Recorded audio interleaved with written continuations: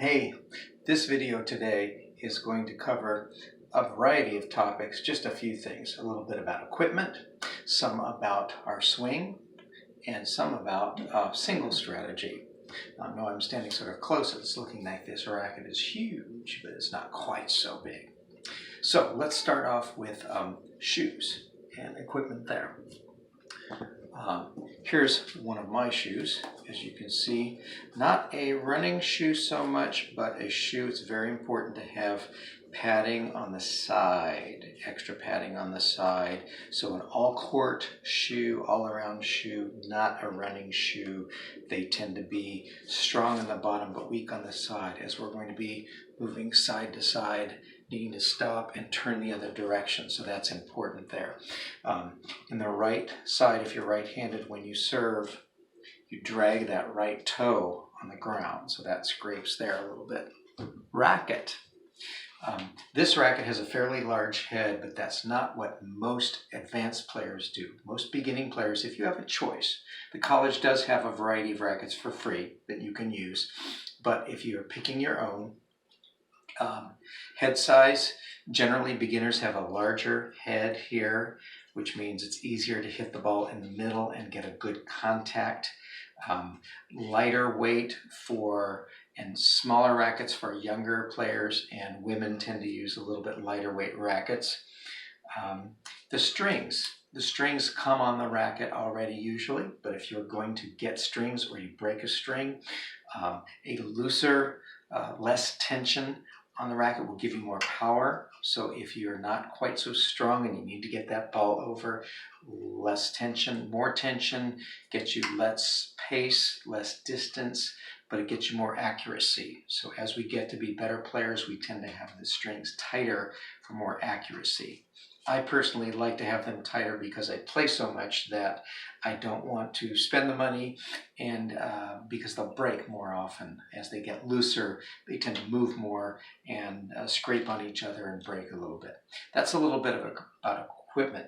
Now, second topic today, our grip and our swing. So the grip that you want to have on the racket, some of the players I notice in class don't grab the racket near the end.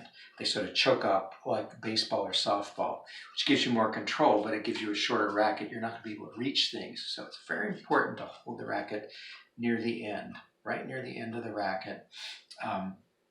Simplest thing is the handshake V grip, shaking your hand at the racket, pull it back here, or hand flat on the strings and pull it straight back.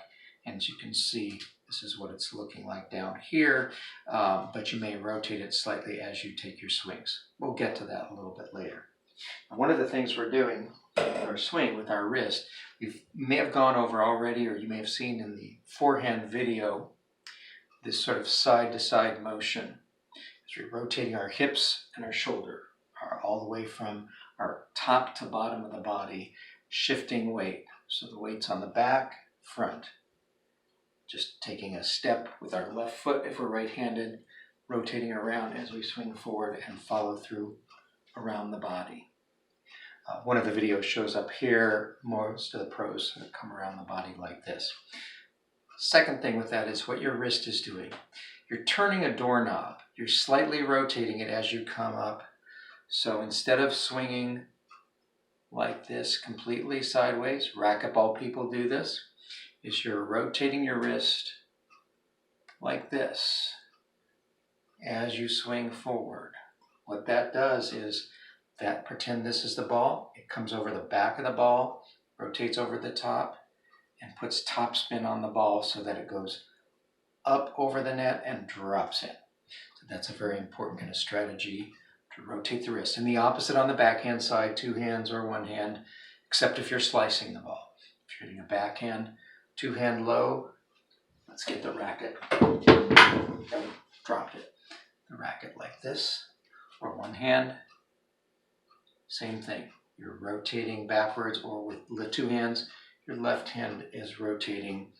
Don't come sideways. If you swing completely flat, like this, the ball will go straight and gravity will drop it into the net. Or if you have to hit it so hard to go over the net, it'll go out too deep. Now, last topic here. Let me get my chair. We're going to talk a little bit about strategy with singles.